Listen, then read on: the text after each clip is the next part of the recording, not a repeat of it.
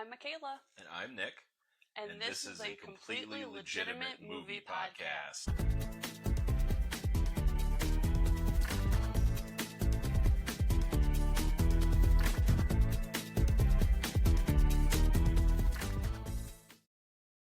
Hello, everybody. It's good to see us, isn't it? Already doing a reference. Welcome to season 2 of Completely Legitimate Movie Podcast. We are back. We survived children's sports despite the best efforts of their organizations to kill us. But we live, bitch. We did it. We did it. So we are back with a whole new cluster of movies to review every other week. We'll even drop our next episode a day early as a little Christmas present for you guys. But today, You're welcome. yeah. Do you want to tell everybody what we're reviewing for our big season 2 spectacular drama extravaganza? So we are going to be reviewing Wicked. So that would be part 1 for those of you who are following. We're not going to keep calling it Wicked part 1 because the part 2 is called Wicked for Good. So you should know Wicked, Wicked for Good. We're talking about Wicked. If you were tuning in thinking we were talking about Wicked for Good, welcome to disappointment. Right. Well, why would we do the sequel first? What is this? Star Wars? No. Next week we'll do Wicked and New Hope. Anyway, yeah, let's dive right into it. You were working hard on the research, so take it away. Working hard, sure. So Wicked is a prequel to Wizard of Oz, but maybe that's a little generous. A little. Basically, it's a fanfic musical, and this is the film adaptation of the Wicked Witch of the West and Glinda's backstory. So that's what we're working with here. It was released in the US November 22nd of 2024. It's directed by John M. Chu and is a film adaptation of the musical by Stephen Schwartz, which I already said, but I'm going to say it again. Say it This again. is a film adaptation of a musical. Do you understand? If you are going to watch this movie, you're already there will be singing. People are going to sing. This was a problem for some people, apparently. Despite the previews, whatever. It's fine. Everything's fine. You're already fired up. I love it. So we have Cynthia Erivo as Elphaba. She is an Emmy, Grammy, and Tony Award-winning actress. If you are a fan of musical theater, you should definitely know her from work such as The Color Purple and Sister Act. She also played Harriet Tubman in the movie Harriet, and because I'm a fan of the show, I also feel like I have to mention that she played the voice of Missy's vagina in Big Mouth. So, check that out. It's like an adult animation cartoon on Netflix. It's great. It has mixed reviews, but we like it. Yeah. We also have Ariana Grande. I want to say it's Ariana Grande. I don't feel like I say her name enough, Ariana Grande, but it can't be Ariana. That sounds weird. That girl from Victorious. Yeah. So she plays Galinda, and she is a Grammy Award-winning artist. And yes, as you said, she is best known as portraying Cat Valentine in shows Victorious and Sam and Cat. Not Sam is Cat. That would be a different show. That sounds like a psychological thriller. Like 1 minute she's, I'd watch that one. That would be probably way better. I didn't like iCarly or Sam and Cat. iCarly? Yeah, I didn't like iCarly. He wasn't in iCarly, so that's fine. Sam was from iCarly. Apparently Sam didn't like being in iCarly either. But we're talking about Ariana Grande. You know I go on tangents. Anyway, go on. All right, and I know that there is someone out there who's like, yeah, she's also licked a donut, and she steals everyone's man. And it's like, all right, calm down there, Karen, because we're talking about her credits. Save that for your own podcast. Like, we're gonna keep it profesh here. We also have Jeff Goldblum as the wonderful Wizard of Oz. For those of you who are listening audio format only, wonderful is in quotations. Really, if you don't know this man's filmography, can we just insert that shame? Shame on you. He is most known as playing Ian Malcolm in Jurassic Park, of course. He's also starred in movies such as Independence Day and The Fly. And I feel like a lesser credited role to him, but one that I love is Professor Brody in Cats and Dogs. Have you seen that movie with the No Lunch for You? Yes. I fucking love that movie. How can you talk about Jeff Goldblum without talking about Cats and Dogs? I mean, let's be real, you can't. can you? I No, would say you can't. Or, if you're like my 13-year-old, maybe you're thinking like, "Oh, man, that's the guy from the apartment commercials." And again, same. And then, of course, like, this cast is really an all-star cast, so I am not going to sit here and go through everyone's filmography. We won't have time for the actual review. right? But we have Michelle Yeoh as Madame Morrible, Jonathan Bailey as Fiero, Ethan Slater as Bach. Again, Karen, I do not want to hear it right now. Marissa Bode and Peter Dinklage. The names just don't stop. It's truly an impressive cast, I feel. No, it is a lot of big names. And then for awards for this movie, Wicked won 2 Oscars and 2 BAFTAs, both for costume design and production design. And it also won a Golden Globe for cinematic and box office achievement. And I want to say, and I could be wrong, and if you're listening and you know, correct me. I believe it was the first movie to win this award. And again, I could be wrong. I think it's a new one, and people were like, oh, so now we're just making categories, huh? Shush. And that's the research. Gosh, haven't you missed us? I sure missed this. All right. Well, the movie itself, I can't think of a better way to start the review than with "She came down in a bubble, bro." You're not even saying it. She came down in a bubble, bro. You're gonna tell me I'm wrong? Yeah, no, she did really come down. Yeah, she does. You skipped the part, by the way, where I was going to say, are you going right from where she goes to Munchkin Land, or are you just that's how you're starting this, and then we're gonna go backwards? No, go. What am I missing? Because I probably just wanted to get the meme out first. Yeah, it's fine. Sorry for ruining your bit. You're good. So, because it opens with, like, the black and white and, like, the wicked like, it's so beautiful, and then, like, we see the bucket and the water, and it says, like, "A bucket of water thrown by a female child," and then, there's the hat, the flying monkeys bust out the window, and, like, these monkeys, like, the way that they designed them, they're so gorgeous, and I was reading somewhere that they couldn't use the original flying monkeys because of, like, a copyright issue. Like, keep your fucking design. For the time, I guess they were okay, but, like, who wanted to reuse that design from The Wizard of Oz?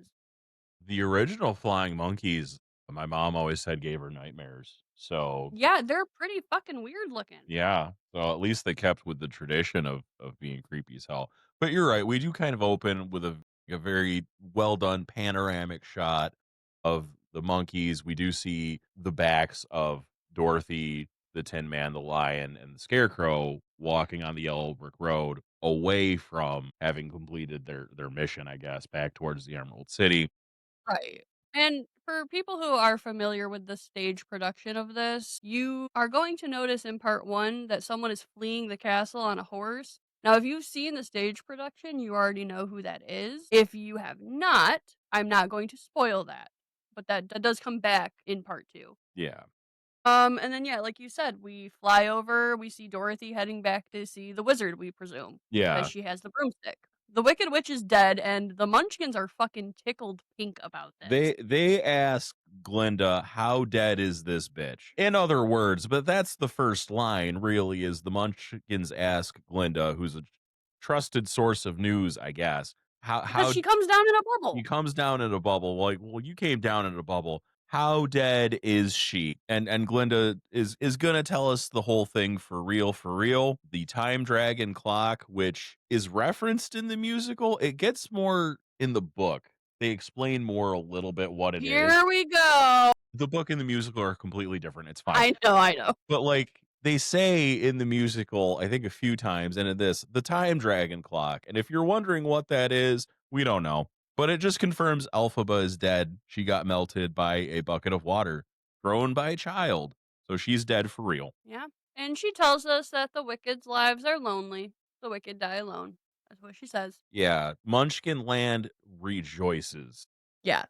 This They're is fucking loving it. they are. This is like it's the videos of like people pulling down the statues of dictators after they're killed and captured, overdone in like a very colorful backdrop, and children are throwing flowers, and it's great. Yeah. We also get words like confusifying. Like, I love the fucking Ozian language. Like, it's so fun. Yeah, because it's so close to English, and but it almost sounds like the way a child who is unfamiliar with the word might say it. Right, yeah. We get into the backstory of Elphaba. Yeah, Glinda is asked by a little kid, almost like this very innocent question, "Where does wickedness come from?" It's like, "Oh, great." Now, Well, it's like, if you're a parent, you know, like, your kid sometimes asks that question, and you're like, "God, how do I" why are people bad? It's like, oh my god, I don't. Let me pull out my philosophy degree. But Glinda, with patience, is like, that's a great question. Are you born that way? Is it thrust upon you? She had a childhood, and we dive right into Wicked Witch backstory. Yes. So, we see her mom getting down and dirty, Yeah, like, dad leaves town, and she's, her like, fucking oh, like, that was so good. her dad was the governor of Munchkin Land, Yes. and he has to go out of town. And as soon as he's out the door, you learn mom was a fucking After he hits that immaculate note, by the way. yeah. Like, that was so fucking good, and, like, as soon as he's, like, gone, she's like, "Alright. Yeah, mom's a cheap fucking floozy. Mom's a hussy. Alright," but can you blame her because who comes to no, I'm just I'm kidding, I'm kidding. But I don't excuse cheaters. we we don't condone cheating in this house. I'm kidding, but Yeah, mom, the hussy, pulls in this some rando. mysterious man. I am so sorry. If you've not seen Wicked, like, this can't be a spoiler for you, I'm sorry, but, like, they pull in this mysterious man, and you're like, "Ooh, who is that?" And he starts singing, and you're like, "Oh, it's Jeff Goldblum." Right, the voice is It's very Jeff Gold in unmistakably Jeff Goldblum. If you've heard Jeff Goldblum talk, you know it's him. And he's just like, "Hey, babe, drink this green drink. We're gonna get down and dirty." And they do, and mom gets pregnant. I mean, yeah. So, she's getting ready to give birth, and, like, something ain't right. Well, yeah, Something is amiss. it's the trope of, like, the white couple goes to the hospital and the baby comes out African American, but it's Oz, so the baby comes out green. And obviously, dad knows something's wrong because he wants that baby taken away from him. He's like, "I don't To want dad's it." credit, he does not assume cheating. Right, well, because they live in a magical land and Yeah, he's like, "What the fuck you eating? What's BK's new Whopper now?" Like, Burger King turned my baby green. So the nanny, who I think is original to the film, was she in the musical? I was thinking about that when I was watching the movie. I don't remember Dulcibert. Yeah. So I don't. Like, if she was in the stage production, I was focused on something else on stage because I do not remember that character. yeah, Dulcibert, a nanny, essentially becomes the Wicked Witch's caretaker. We don't get her name yet, but her name's Elphaba. We get it later, so I'm just gonna start referring to her as Elphaba. Yeah, Um, we I think that's fair. Yeah, we see a little bit of Elphaba's childhood as she gets older. Elphaba has a younger sister who is of an Nessa acceptable Rose. Nessa Rose, who is of an acceptable color Yes. for the land of Oz. She's in a wheelchair, and For the land of Oz, not for anywhere else. She's an acceptable color for the land of Oz. racism exists. What do you want me to say? Just the way you said it. In Oz, they are exclusively racist to green people, of which there is one Mhm. that we know of. Yeah. Um, So, yeah, she's going Threw me off sorry. completely. It was just the way like, anywhere else, fuck Nessa Rose, she looks weird, but, like, okay. Sorry, that threw me a little bit. Okay. Sorry for throwing you off. You're fine. Elphaba is reading to her sister a pop-up book all about the wonderful Wizard of Oz Yeah, and how everybody has their heroes. how he came to Oz in a balloon, how he grants wishes, how he cured like famine. Like, this man just came here and was Jesus. Yeah, basically. Like, he fixed all He's their the same he is. Because kids are terrible, some random kids just show up and start throwing rocks at Elphaba for being these are the green. Munchkins, by the way. Specifically, these are Munchkin children. Well, yeah, they're in Munchkin Land. The Yeah, dad's the governor. right. Isn't Because it? I think in the stage production, the Munchkins are kind of fucking awful. Like, they're a little fucking mean, like, that's how they're perceived. Yeah, I Whether that's feel true like or not, that's we're not supposed to like the Munchkin. Munchkinland is kinda just like it. You know, okay, so if you're from Michigan, because we won't say regardless, everyone has a perception of the city Taylor, right? Whether that is factual or not, correct? Yes, right? Well, yes, people here call it Taylor, Tucky. So Munchkinland is basically Taylor, Michigan. Munchkinland is Taylor, Michigan. You heard it here first. So, yeah, anyway, they are asshole kids and they start throwing rocks at by the way, this is so bold. This is the governor's house. These are his children. You're gonna throw rocks at the governor's kids? I can't imagine. He's That takes some fucking balls. he's gonna raise your taxes specifically. Mhm. And Elphaba gets mad, clenches her fists, and the rocks go flying back at these children with like it kind of almost comes off like telekinesis. Yeah, and of course, like, Nessa Rose is crying because these kids are being assholes, Yeah, and the dad shows up and is like, "How dare you make your sister cry?" right. Of course, shows up at the worst time, Yeah, and, but it like doesn't matter. He'd blame her anyway. He clearly does not right. like Elphaba. Clearly, like, Dulcimer's raising her. Yeah, And she's a real one too, because she's like, "It's okay, little one." She genuinely so far, we this is the only person who cares about right. Is this bear? So we cut back to the present as Glinda finishes telling Munchkinland Elphaba had a rough childhood. How does Munchkinland respond? By burning a straw effigy of the Wicked Witch. They literally burn a straw man. Yeah, yeah. It's like, did they just have this ready? Right, like, when the How fuck long? did How they long have they had a straw Wicked Witch? Like this will fucking show her. Like, or did they just cobble it together during the backstory? Right, no, they were singing and fucking just making a pyre. Maybe they're just really like good at building. I don't know. Right. And Glinda's like, "Alright, it's been real, bye, guys." So yeah, she goes to get back in her bubble, and then one of these nosy ass Munchkin women are like, "Wait, you just a second. Wait, just a clock tick. I heard a rumor you guys were friends." And the crowd gasps like this is scandalous. Or I guess it is. Scandalocious. Scandalocious. Or if you're a fan of Recess, "Ooh, scandalous." Sorry, I'm You done. do that like once a week at I minimum. do.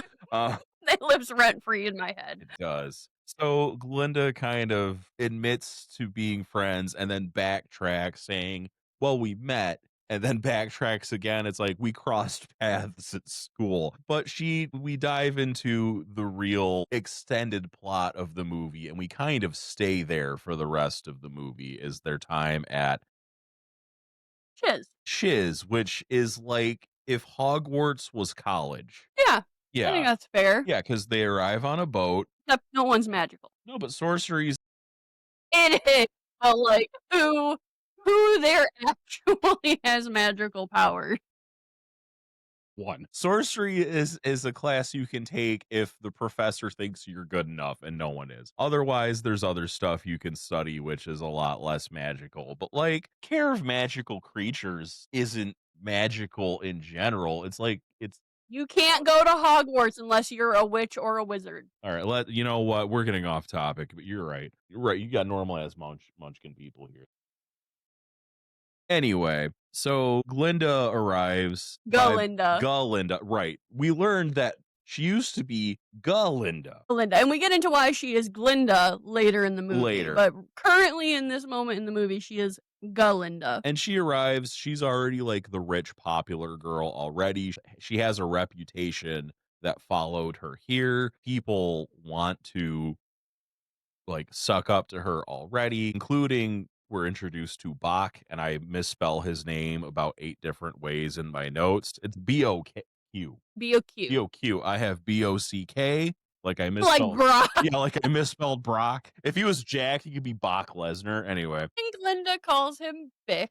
Bick, like the razor. And to to be fair, Bach has no riz, No. but you know, He's a munchkin. She's like, "Why are you talking to me?" out of all the Munchkins, he's one of the nicer ones. He doesn't really do anything all that bad. Right. As Galinda acquires fans. People gasp and like there's gawking, and of course, Alphaba has arrived. Um, And they're and people are like pointing and staring. Just which is, like, so so rude. fucking okay, we have animals that talk, animals that teach. Animals that Like, these talk, are, like animals that teach. we have munchkins. We have a wizard that came down out of fucking nowhere in a hot air balloon, but people can't be green. That's Right, the fucking one weird. green person. Galinda sees Elphaba and like tries to use this green woman to politic favor with the crowd. Like, Yeah. I will become a sorcerer and I will fix you. Yeah, and she, like, apologizes to Elphaba for, like, being green, and it's like, on behalf of fucking who? Right. Like, you're what? So, yeah, it's just very much like, "Who the fuck do you think you are, girl?"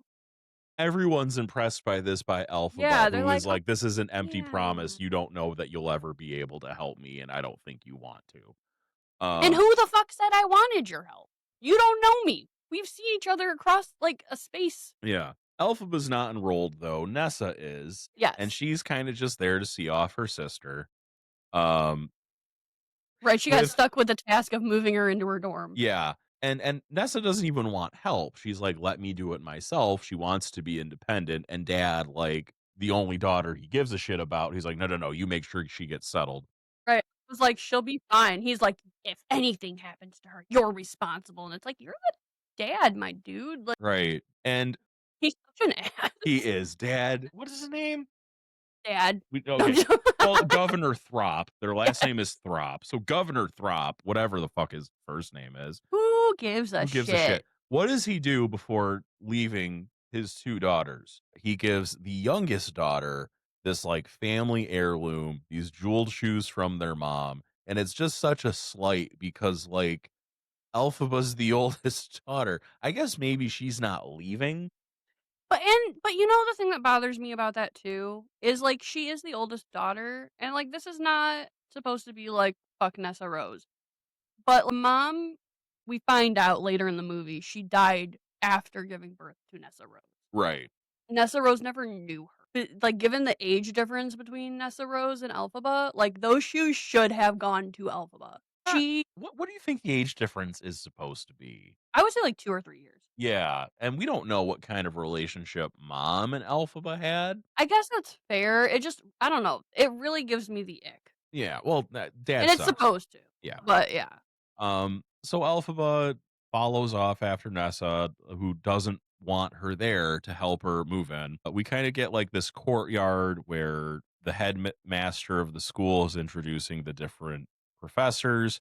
We're given special attention to Madame Morrible, who is the head honcho of teaching magic itself. She is supposedly the second only in magic power to the Wizard of Oz himself. So she only takes students if she feels like it. So far she has not. She's so apparently good at magic, she will only teach people that she think has the knack for doing it, which sounds like the cushiest fucking job because what does she do What otherwise? did Dumbledore do otherwise? Sit in his office and eat candy and plot to ruin children's lives. And give 10 points to Gryffindor. Can't let's all right. Yeah. We are introduced to Miss Coddle, who Is a like the actress is a legend in and of herself. She's been in many productions, also The Greatest Showman. This is part of my beef with Madame Morrible, but we can get into that later. Is you literally have Miss Coddle right there, but whatever the fuck. I didn't recognize her from anything. I'm so bad with actors. It's fine. It's fine. So this podcast, just to deviate a little bit, was originally going to be me and Nick going through musicals because I love musicals and he does not. This is actually, I think you've said the only one you genuinely like. The Blues Brothers. Okay, well, yeah, but you didn't count that for the longest time. Fair enough. But yeah. So this was originally going to be that. So the fact that like you don't know who that Yeah. is under. Well, so Miss Coddle is in charge of like dorm assignments. She's like head mistress, but they call it shistress, which is like I enjoy that wordplay. She sees Nessa Rose and calls her tragically beautiful, which is like Not the only time, by the way, she's referred to this way in the movie. Like, you can't compliment her without reminding her she's in a wheelchair? Like, why you gotta be Yes. a dick? Like, she must know at all times. Like, "You're pretty, but you're handicapped." Thanks, dick. Like, it's so rude. Elphaba takes exception to this too, and she's like, I'll get Nessa to her accommodations." And Nessa, for the 3rd or 4th fucking time, is trying to tell everyone, "I can do it my fucking self." You're like, "I know how to function in society." I can get around just fucking fine. And she's pissed off. Miss Cottle just doesn't care. She's pushing Nessa's wheelchair. So Elphaba flies off the handle, makes chairs fly up into the air, makes Makes Nessa Nessa fly up roll. into the air, breaks a statue, shit's flying everywhere. And she kind of calms back down and pulls Nessa back down to herself. And Nessa's like, trying to make a good first impression. Yeah, Thanks a thanks. lot. This was my fresh start, you bitch. And it's like, well, she was only trying to Right, help. she's just being a good And sister. of Like, course, they love each other, but there's do definitely some they? they seem to Nessa's the only person that, like, up Doesn't at treat this her point, yeah, weird doesn't for doesn't treat Elphaba like shit. I feel like they love each other, but there is definitely, like, some animosity there. and it could be, like, normal sibling stuff. Yeah, it could be. Yeah, but they at least I think they at least love each other. I think they tolerate each other. I I disagree. think Elphaba loves her. I don't think she loves Elphaba. Not in the way of like genuine love. Like I don't think she has if something happened to Elphaba, I don't think she would like care. But if D something happened to Nessa Rose, Elphaba would tear the world apart to be there. does Nessa love Elphaba? Type in the comments your thoughts. Anyway, Anyway, before we spend 20 minutes talking about this, our yeah, debate. so everything is kind of like settled, and everyone's looking at Elphaba like, what the fuck just happened? And Madame Morrible's like, that was me, thanks. This is my power. Yeah, she's trying to take the heat off Yeah, Elphaba, kind of, while also, like, trying to be a show off, I guess. Like, there's some self-serving, but she does seem to be trying to take the heat off Elphaba. it seems well intentioned, but again, this is the problem I have with Madame Morrible and the we're gonna get into it at some We'll point. get to it. Madame Horrible, once the crowd seems satisfied with this explanation, pulls Elphaba aside, and it's like, "I gotta teach you magic. You're gonna be my one student. We're gonna figure out what this is. You're gonna be so powerful. You're gonna meet the wizard. It's gonna be Right. great." Well, because like outside of herself and the wizard, she doesn't know anyone who like, can actually do these things. Like that's a natural talent. Yeah, magic is scarce. Right. So she is like, "Oh man, I have got to teach you privately." Yeah. And then we just get Glinda being like, "Something's wrong. I didn't get my way." Right. She wants to be taught by Madame Horrible. Madame Yeah, Horrible doesn't give a shit. She's like, "Who are you? You ain't shit. Scoot." right. So Elphaba goes into a musical number about how someone finally believes in her, how she can meet the wizard. And this is my favorite song for Wicked, like part 1. This was just fucking phenomenal. Like out of the whole movie, this is my favorite song. It's so fucking good. Yeah, she's singing about how her and the wizard are gonna be best buddies. She'll be like seen as this force of good for Oz. Yeah. But it's really funny as she's like singing and dancing around, people flee from her, Yeah. which is the opposite of musicals. Because usually when people sing, other people join and Yeah. want to dance in the background or get twirled by someone, and people are like, "Oh fuck, I gotta get away from this green Yeah. bitch." She's like looking off into the distance, like dreaming about her future, and you just see the extras being like, oh God, and walking away. It's just so good. Yeah, it's great. It's really just it's a funny quirk. Yes. It's good filmography It really is. because Yeah. And some like something funny just went in the background. kind of just like even to make this song even better, just that dramatic irony. She says that she sees a vision with everyone celebrating her, and what we're actually seeing are the Munchkins celebrating her death. Right? It's like you're right, but not for the reasons you wanna be. Right, right.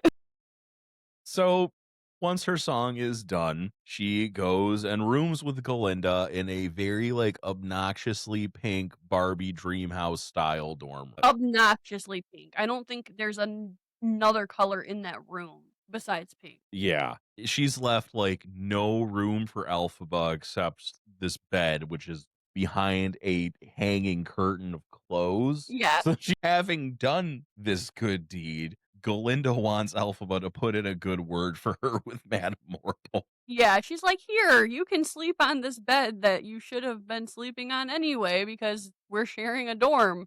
Aren't I so nice?" Yeah. But to Galinda's credit, and it's the first time in the movie that we're hinted that she's not as dumb as she seems. She knows Elphaba did all the stuff in the courtyard. Yeah. She calls her out on it, and it's kind of the first hint that like Galinda's kind of an airhead, but she's not necessarily dumb. I think yeah, she's naive, and I think that that often gets portrayed as, like, being stupid, Yeah, and they're not the same. It's you're too trusting. You yeah, don't see the bad in the world. Like, you think everyone has the best of intentions. sure. So, yeah, not stupid, though. Yeah, Galinda keeps needling Elphaba about it because Elphaba's like, "Nope, didn't do it. Wasn't me. Don't know what you're talking about." But as she keeps needling, Elphaba flies off the handle again, slams the glass door to the balcony shut, and shatters the glass. We get a really funny scene where Elphaba and Galinda are both writing letters home Yes, to to their respective families. yeah to their parents. And what does Galinda call her parents? Like dearest, darlingest, mumsy, and popsicle or some Yeah, bullshit. something like that. And Alphabus is very robotic, like, "Dear father." Yeah. I don't know why I gave her that voice. She might as well called him, like, daddy with that voice. Calm down over there. You're the one who said it like that, like Alright. The letter transitions into the song "Loathing," where the 2 of them just sing about Uh, uh, uh, what is this feeling? okay. The song is called "What Is This Feeling?" and it's about Thank how you. much they fucking hate each other. Yeah, it's about their loathing, but the song is called "What Is This Feeling?" What is this feeling? Loathing. Thank you. And I think this is the part in the movie where everyone starts shipping the 2 of them. Probably. Yeah. Like, the choreography for this is so good. This was a TikTok trend for a while. People trying to learn this dance But yeah. because it was so fun. Yeah. Part of the song is the student body acting as the chorus, joining in, taking Galinda's side about how we hate She's Alphabet just too too. good, Yeah. yeah. Like we hate Alphabet too because you're so good and nice. And it's like, bruh, fucking kiss asses over here. And then we get to history with Dr. Dillamond, Fucking love Peter Dr. Dillamond. Dinklage. Yeah, Peter Dinklage voices. Peter Dinklage. You know that Peter Dinklage. All right, yeah, I'll just do the rest of the podcast as Mater. We should review Cars. Anyway, Wicked. Yeah. Yes, Peter Dinklage voices Dr. Dillamond, the talking goat professor, and he does such a good job. It was yeah, he's one fucking well, one song really, but it's just so good. Yeah, He's not a main character, but plays a big role. yeah, and he's not even on screen. Like that's I think just like his presence. Yeah. He because he's a goat, he has trouble pronouncing Galinda's name and kind of just like Glinda. Yeah. And she gets all hoity-toity and offensive about this. Right. And like, okay, as someone who has been called like Mick Kayla, had my name spelled with like half of the letters missing, been called Makaila, can I call you Kayla for short? Because Michaela is just too difficult to say. Like, I get it. The I extra get it. fucking syllable. But she's just so damn rude about it. Yeah. Like, I'll be in my head. It's really not that fucking hard. It's 2 extra letters. You can say it. But, like, it's not him just, I'm going to call you Glinda because that's easier. It's like in the UK, like they say Cara, we would say Kara. Like, it's that sort of thing. He Well, can't yeah. help that. Like, stop being such a bitch about it. Well, they explain he's missing like 2 teeth that would Yeah. help him say that. So this is literally a biological barrier. Yeah, like when my aunt from the south is like, "Oh, Michaela," I'm not like, "Ah, it's Michaela," because like she can't. That's how she talks. She has a southern accent. It kind of, I think, is a subtle foreshadowing to what he talks about is that there is prejudice against Yeah, talking animals that is spreading in Oz because he goes into his lesson that animals throughout Oz are losing the power of speech. right. Um, and this is a plot that is important to, I think, the book too. Is so that it's one of the because the book and the musical are so different. You should not. I read the book because I liked the musical, and I really liked the book, but it's I like it for completely different reasons because it's completely different. It's a different plot. It's a different every. So you weren't one of those people who were watching it in theaters like, "This is nothing like the book," and it's like, "It wasn't supposed to be. It's Right. based on the film or based on the stage production. Sorry, this is the film." Yeah. No, You know I what I mean? yeah, it's I like it for different reasons. It's very different. But yes, there are in Oz, I think, common to both versions. There are animals that don't speak and there's animals that do speak. But the animals that do speak are slowly losing that ability and Right. no one's quite sure why. Right, and I think, like, the thing is all of the animals had the ability to speak at some point. I Like, think so. yeah, like, they just some of them have lost that ability. It's not like there's the cat who chooses to speak in front of that one special human. They are literally losing that cognitive Or ability. that old Looney Tunes character, Michigan J. Frog, who like only sings for the one guy, so everyone thinks he's crazy. Right. But yeah, It's not that. so we're in history class, and, in true fashion, Galinda is like, "I just don't understand why you can't teach history without always harping on the past," and it's like, "Ma'am." And Dr. Gilliman, to his credit, calmly gives the correct response that you have to learn from history so you don't repeat the mistakes in the future. Yeah, that's the point of history, Yeah. everybody listening. So, as this happens to animals, some animals are being forbidden from speaking or from teaching or from having certain jobs. There's prejudices and oppression facing them. So, they're trying to figure out in the lesson when everything started. Alphaba postulates, I guess, like he asks, and she suggests the Great Drought. People You were say hungry. draught? Drought. Am Draught? I Is that saying the right drought wrong? is the word draught? Is this a Drought? yeah, Is drought better? I I've like it heard both. better. I like drought. That's just a draught, distraught. The Great Drought, people were hungry, angry, needed someone to blame, which Yes. people do when there's disasters. Everyone wants to blame somebody. Dr. Dillman is going to talk more about this, but he flips his blackboard over and someone has written in red that animals should be seen and not heard. You We know, never find out who's responsible. I always assumed it was one of Galinda's goons. Like, yeah, you know, probably Bowen Yang's character. Who is he's very cunty. yeah, he is always serving cunt. Always. Dr. Villamond asks who is responsible. No one admits to it. He dismisses class in a upset because he's been targeted by racism. Everyone looks very disturbed by what has happened. And I think as he backs away in shock from the board, he knocks something off his desk, spills some, I think, flowers everywhere. So as the class leaves, Alphaba stays behind to help him clean up. And she actually uses her magic to fix the vase. And Dr. Dillon, you know, basically she says she has no friends. He's like, I'm your friend and I appreciate you. Yeah, like, there's like, she has a deep respect for the animals.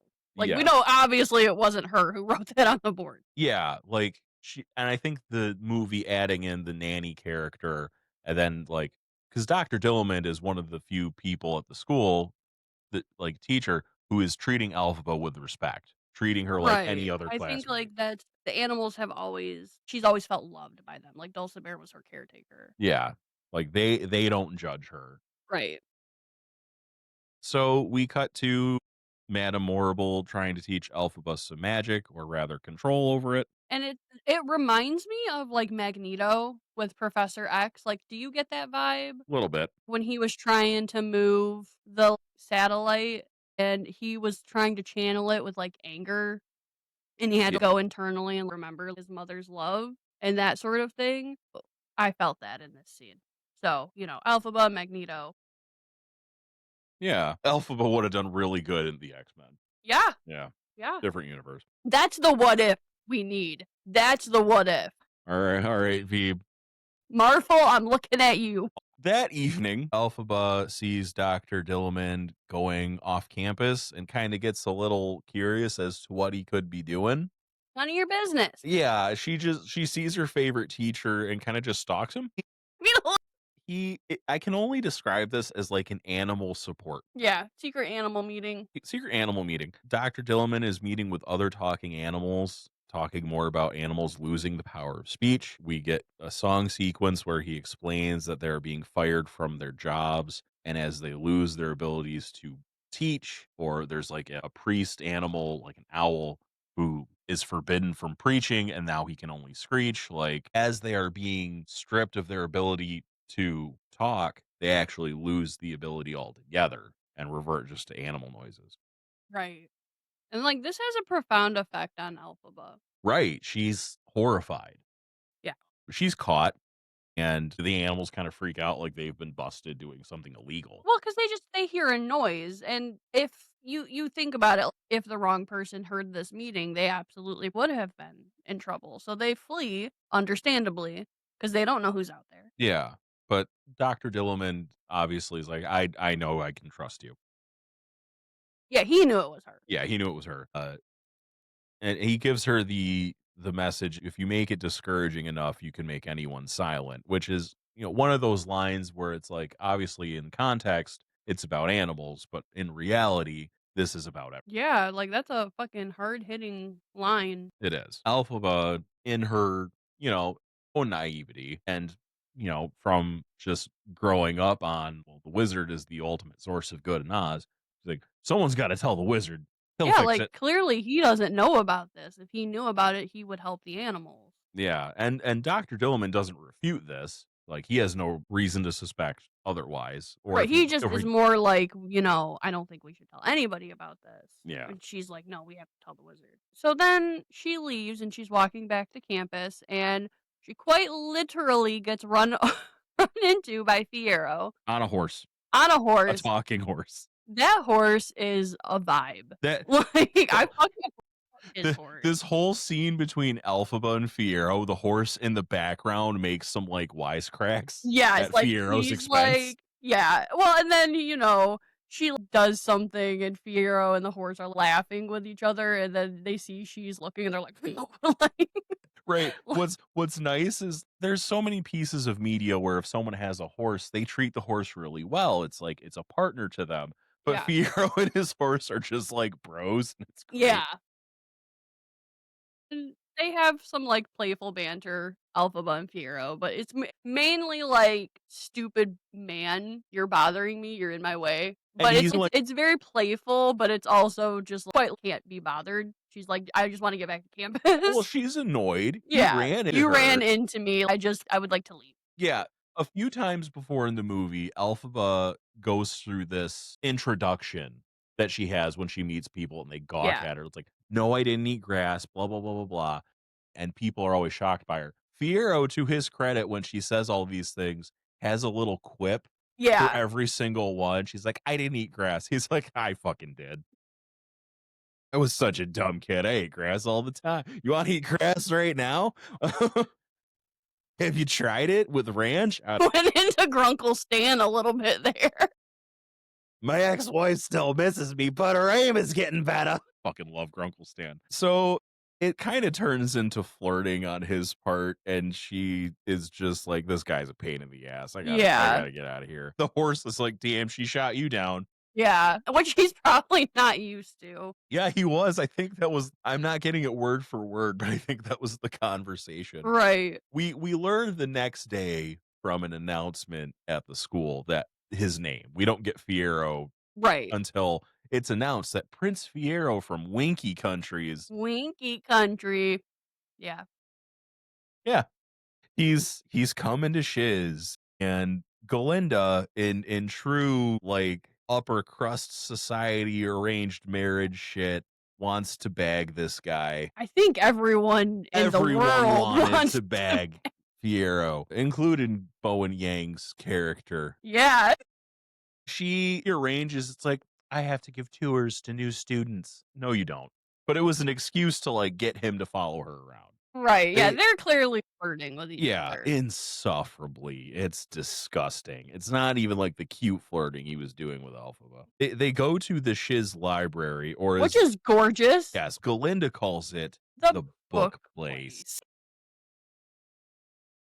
Which is like, okay, not wrong, but it has a name. Yeah. She says there are many rare books and some medium rare books. Yeah, The fuck? Galinda. I know. And, like, he sees Alphaba and he waves at her and she rolls her eyes. Right. He's very friendly. He does not give a shit that she's green. He's just like, Right. hey, it's my friend from yesterday. She's like, fuck off. And then, of course, we get Dancing Through Life. This was so fun, but as someone who loves books, also making me cringe at the same time, him dancing and stepping on books, I was like, Well, it's symbolic. "Ooh, ooh." It's his symbolic for his disdain of being an intellectual. Yeah. But it's just such a good song and the choreography, like, it's a fun song. Yeah, and during the song, Hero's like, "I just got here. Let's go to this illegal ballroom and have a fucking rager." Yeah, which okay, people got so hung up on this online. They were like, "Oh, he didn't know what that was in the stage production?" And it was like, "Why would he know that?" It's like, because he's the fucking prince, like, maybe he just has this It like, makes he sense. He's traveled. He's been kicked out of a bunch of schools. He probably right, and, knows where like, all the he shit seems is. a little mischievous. He knows where the spots to be are, like, that why are we getting hung up on this? Like, Yeah. it's dumb. People will find anything to complain about. Like, Yeah. no, it worked. It was good. Yeah. It's and people complain about when new versions of something deviate from the original. But it's like this is a change that makes sense. And if you're going to make changes, make them make sense. Right, like, it didn't if you weren't familiar with the stage production, I don't think you were in your head like, "How would he know what that" you were just like, "Oh, nice. What's that?" Yeah. So as they plan this illegal dance party, Mhm. Or maybe because it's like a well, it's a what is college, the so they're all fucking adults. word I'm thinking of? But, like, what's the fucking thinking of that Panic at the Disco song. Ah, I can't think of the word. I'm gonna feel so dumb. You know the thing with the club, the nightclub? The disco Uh, that they panic at? no! Oh, Okay, you know what? That thingy where you're not supposed to be, where there's dancers and booze. I can't a fucking burlesque? no! The word is Speakeasy. there. No, it's not important. Okay. In the comments, when you tell us if you think Nessa loved Alphaba, if you know the Panic at the Disco thing Michaela is talking about, comment it, and she'll probably respond and say if you were right. Um.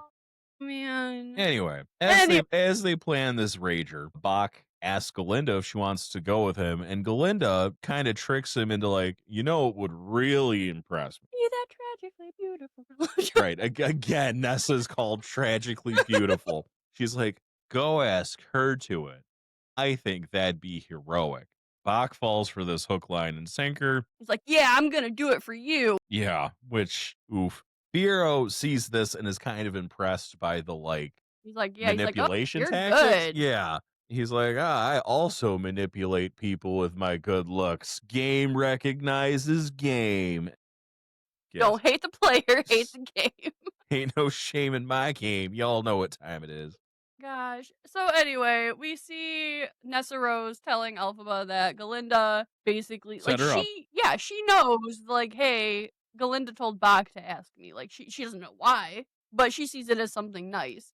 So Elf was put like suspicious, yeah, but Nessa's like, and shut the fuck up. yeah, Nessa Rose is like, why can't you just be happy? Like she did something nice for me. I'm gonna have a great night because of Galinda. Like, stop being a hater. Yeah. The Elf was kind of, convinced by it. Right. Yeah. Maybe I judged her too harshly. We get to Galinda's room and I misspelled Galinda as Galginda.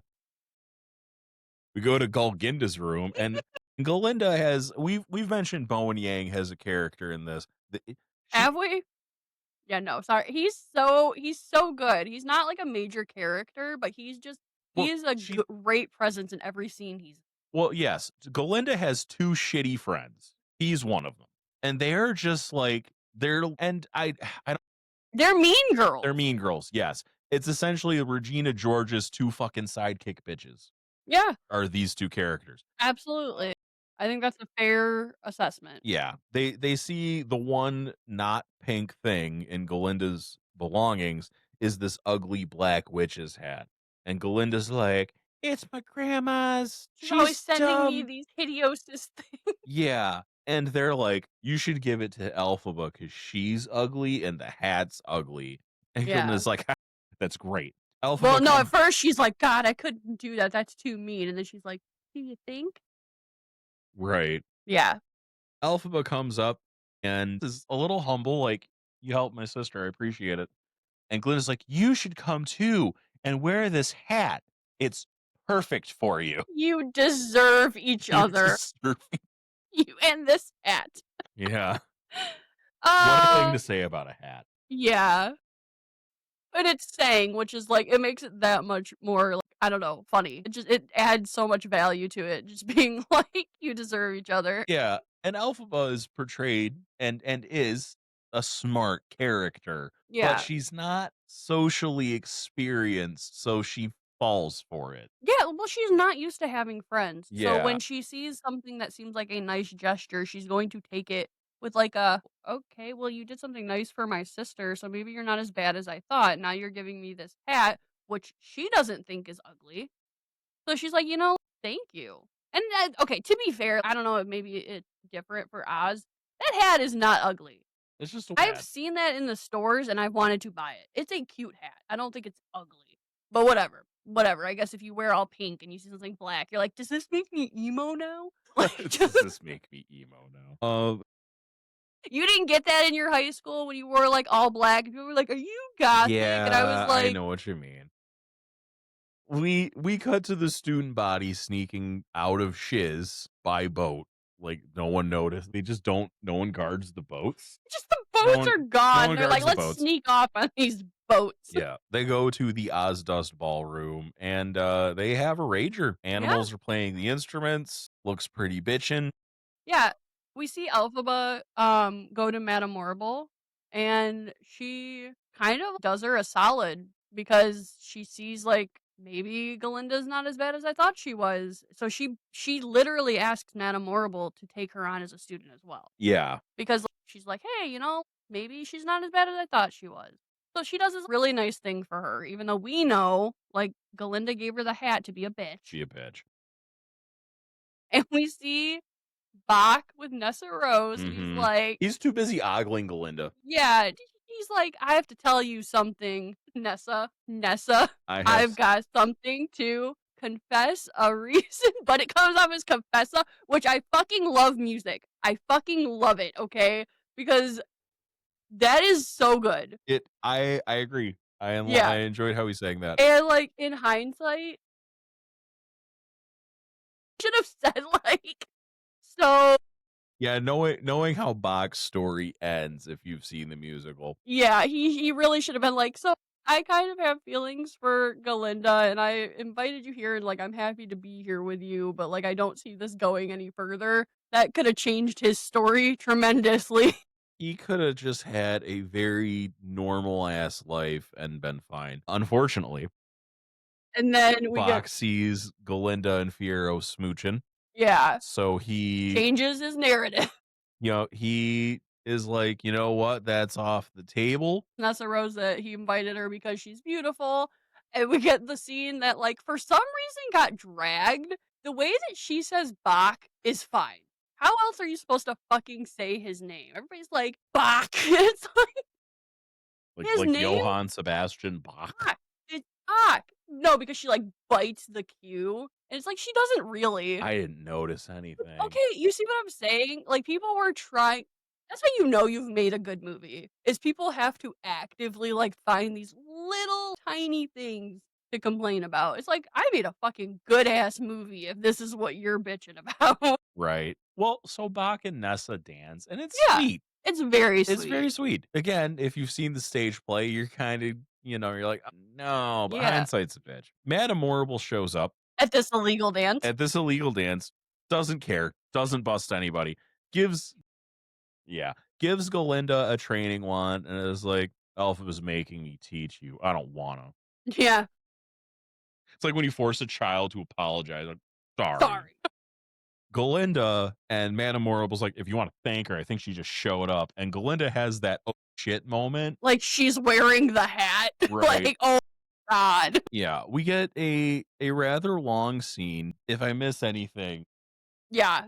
I might go back because this scene was, like, profound for me, so just I'm not, like, do you want correcting it? Well, you. you do it then. No, I wanna hear what you have to say. Like, I might add to it.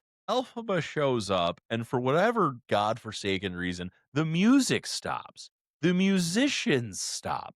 Why would they stop? That's how ugly the hat is. Everyone's pointing and laughing, but Elphaba, ever the fucking trooper, like, I'm not going to succumb to this, goes to the middle of the dance floor, sets the hat down, choreographs her own goddamn dance number with no music, just as kind of just an act of defiance Yeah. to this crowd. Fiero is very clearly impressed Yeah. that Well, she and, doesn't. like, he says as much. He's like, "Wow, she really doesn't care, does she?" And, like, when I saw this scene, I cry in movies, you know. Like, I know. it is so easy. Y'all don't understand. I really think, like, Nick is the only one that really understands how easy it is for me to watch something and it'll, like, affect me. Like, I cry over the tiniest shit. Well, yeah, So I'll see something in a movie, be like, well, that's nice, and you're sobbing. you look over and you're like, "Are you okay?" Galinda, Like, this yeah, I was bawling in the theater, like, I could not stop crying, and, like, I understand that there's, like, this collective I think they call it, like, collective effervescence or something like that, I can't remember the fucking term for it, where, like, you're affected by something because everyone else is affected by it, but, like, for me, I cried during that scene. 1, because if you have ever been that girl or that person, you know that feeling of, like, everyone is judging you yeah, and you finally put yourself out there and like this is what you get for it. But like in the musical, this moment is kind of goofy. yes, Like it's silly. And they really changed the tone of that for the movie. And yeah, I think that was fucking genius. yeah. It really like The, hits hard. the dance is longer in the movie. Yeah. It's longer before after Fiero says, "Wow, she really doesn't care." Glinda's like, "No, she does. Yeah. She's just, she's just putting on a tough front or something like that." Yeah. And she feels awful. And Fiora's like, "Wow, you didn't do it." So, It's like, it's yeah, like, she yeah, she fucking did. did. So Galinda joins her. She Yeah. starts mirroring the dance moves, Which and again, I'm still sobbing. you're still sobbing. Her bitchy friends are like, "Stop it." Yeah, like, And she's don't like, do this. This is social social suicide. suicide. But it's not. Galinda suffers no ill effects from this. But this really is like a turning point for their relationship because everyone starts doing this dance as well. But yeah, even though her shitty friend's like, "No, don't do it," Glenda's like, "No, I'm gonna do it." And they dance together, and Elphaba even cries a little bit because someone's sticking up for her, and it's not like a teacher Right. like Madame Marble. This is literally one of her peers. Well, and truly the most popular girl in the school. Yeah, Like, that means a lot because if you've been getting bullied and Galinda has been part of the fucking problem, but that show, that changes things. yeah, Like, that's going to make your time at Shiz more enjoyable because you were looked at as, like, this pariah, and now the most popular girl in the school who was part of the fucking problem in the first place, but now she's your friend, that's going to make things. So they come back from the dance, and Galinda, and Elphaba are friends now. They're too excited to sleep. So Glinda's like, "Let's tell secrets. Fiero and I are getting married. He doesn't know yet." And yeah, and then, she's like, "Now it's your turn." And Elphaba shows Glinda the green bottle of green elixir, Yeah. and it's like, "My mom left this for me before she died." And Glinda's like, "I told you a good one. That's bullshit." Yeah, she's just like, "You're supposed to tell me something good." And it's like, okay, you really didn't share anything other than, like, this fake proposal who, like, your fiancé doesn't even know. Right. So Alphaba's like, "All right, fine. My dad hates me. That's not the secret. Right? It's my fault Nessa's in a wheelchair Glinda's like, yo, what the fuck? Yeah, it's like that moment where, okay, so you had 2 loving parents, but for those of us who were raised in, like, toxic households, one day we tell a story to our friends and we think it's normal. We don't think we're trauma dumping. And you're like, "Whoa, that's really fucked up. Your parents did that to you?" And you're like, "Yeah, yours didn't." Like, that's kind of this moment that she's having. That Yeah. wasn't like, and Galinda's like, "That wasn't your fault." And that's probably the first time in her life she's actually hurt. Yeah. Because the backstory is that dad Throp, Governor Throp, whatever the fuck you want to call him. Uh, Hello, you daddy. Shrek reference. Hey, green protagonist. Anyway, This is basically Shrek. No, I'm just kidding. Alphaba has layers. Like onions. You know what everybody else loves. No, I'm just kidding. So, because dad was so worried that the second baby would also turn out green, made their mom chew milk flowers while she was pregnant. Like all the fucking time. I Yeah, don't know what milk flowers are, I if assume they're they're a not fictional supposed flower. to be consumed Yeah, in large quantities. I didn't look it up, but maybe it's a fictional Oz thing. Maybe they're real. Regardless, it's Yeah, probably not something you should do because Nessa came early and her legs did tangled up and didn't work and mom died. So because Elphaba was green, it's she thinks it's her fault because all of this happened. And Galinda's like, "Well, that's not your fault. That's the milk flower's fault." Which is like it's so close. It's dad's right. We were almost there. like it's dad's fault for doing something so stupid. It's mom's fault for cheating and not confessing to it when they had a green baby. Like Right. the You adults might failed. wanna, like, take some accountability, mom. Like mom and dad. Yeah, like the adults failed. Yes, Milk flowers didn't help. that is a real thing. That's not like an Ozian thing. Thank you. Yes, you're welcome. The sun rises as they have their trauma dumping girl chat. Yes, and Galinda's like, "Look at that, it's daytime. You know It's what? tomorrow. Yeah, you're gonna be my newest project." Can I call you Elfie? Because Yeah, we're friends now. And Elf was like, I guess. Like, Elfie, I'm gonna make you popular. And then we get the song. popular. We get popular, which is I think the most well known song. It's one of them, yeah, like, I feel like even people who aren't familiar with the stage musical know this song, Yeah. just because of the original person who did it, who I'm not gonna mention her name because I'm mad at her. You know what you did? Anyway. Well, so we get the song, and I am not an Ariana Grande fan by any means. I don't really care for her music. Didn't watch Victoria's. I have nothing against her. I'm just not a fan. She nails it. Oh my god, The she ate this role. Like, Yeah, the absolute goofy, kind of airheaded, and I keep using that word and I don't mean it in a mean way, that's just the character. Like the very goofy, a little airheaded, a little insensitive as she sings it. She gets the whole energy right. yeah. It's not even that she sings it well cuz she does. She sings it wonderfully. She gets the entire energy, Yes. the performance of it, the ridiculous, silly nature And I of the think song. this for me is why the issues that I did have with this movie, like, they get a pass because Cynthia Erivo and Ariana Grande for this movie was the perfect casting. Perfect. Like, I seeing them in these roles, I try to, like, think of who else could have done this. Nobody else.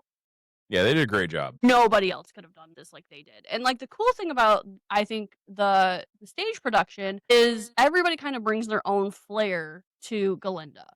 Yeah. And this is it's so good. Like you said, like she captured everything perfectly. Everything everybody like loves about Galinda, she captured perfect.